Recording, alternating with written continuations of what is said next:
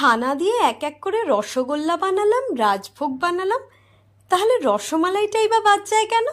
বানিয়ে নিলাম একেবারে রাবড়িদার রসমালাই। এই স্বাদ মুখে লেগে থাকার মতন। নমস্কার বন্ধুরা, আমি অপালার রান্নাঘরে আপনাদের সকলকে স্বাগত জানাই। ভিডিওটা সম্পূর্ণ দেখার অনুরোধ রইল। তাহলে চলুন আর দেরি না করে ঝটপট রেসিপিতে চলে যাই। রসমালাই বানানোর জন্য প্রথমে এখানে আমি 1 লিটার দুধ নিয়ে নিয়েছি।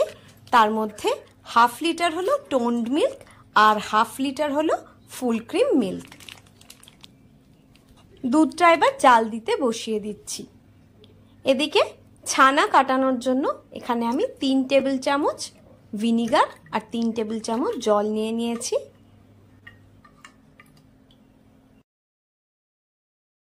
দুধটাকে ক্রমাগত নেড়ে নেড়ে আমি জাল দিয়ে নিচ্ছি। তারপর একবার ফুটে উঠলে গ্যাসের ফ্লেমটাকে অফ করে দিলাম। মিনিট 2 দুধটাকে একটু ঠান্ডা করে নিচ্ছি।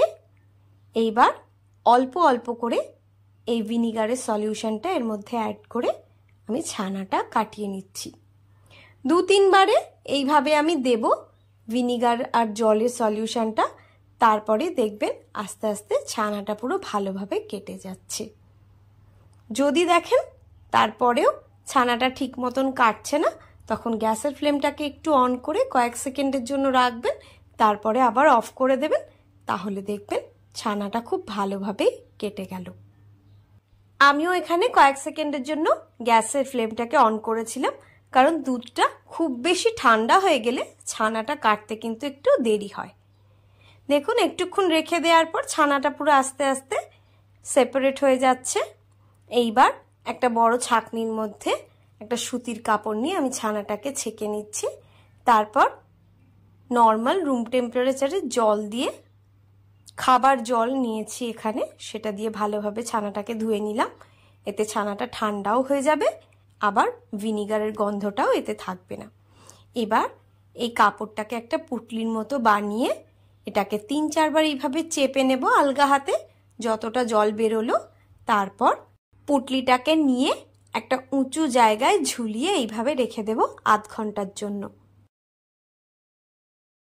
আধ ঘন্টা পর যখন জল পড়াটা বন্ধ হয়ে গেছে, তখন ছানাটাকে আমি নিয়ে নিয়েছি মিষ্টিগুলো বানিয়ে নেওয়ার জন্য। প্রথমে ছানাটাকে খুব ভালোভাবে আমি ডলে ডলে মেখে নেব। এর আগেও অন্যান্য রেসিপিতে আমি বহুবার দেখিয়েছি কিভাবে ছানাটাকে মাখতে হয়, তবুও আমি এখানে আবারও দেখিয়ে দিচ্ছি আপনাদের সুবিধের জন্য। 6-7 মিনিট ধরে আমি ছানাটাকে ভালোভাবে মেখে নিয়েছি।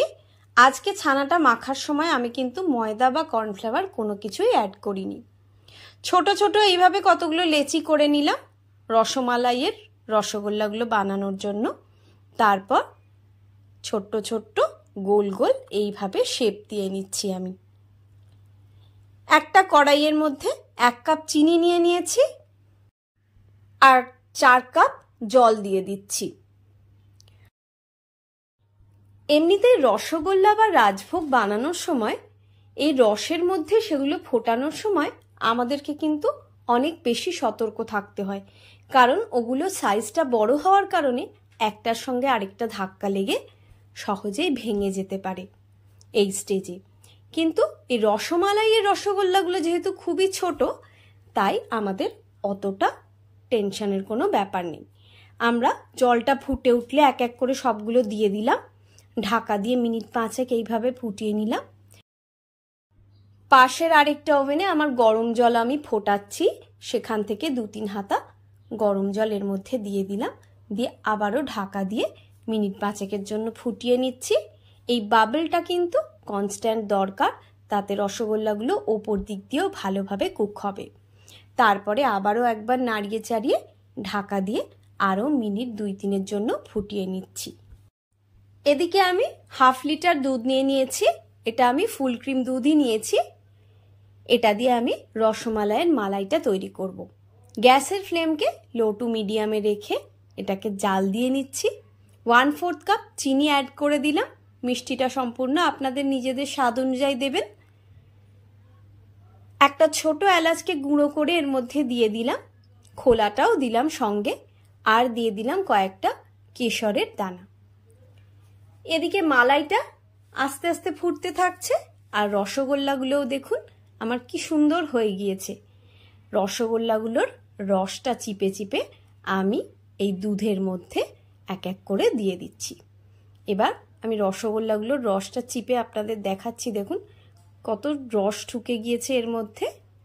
এইগুলোকে ভালোভাবে চিপে চিপে আমি সব ফুটন্ত দুধের মধ্যে দিয়ে দিচ্ছি।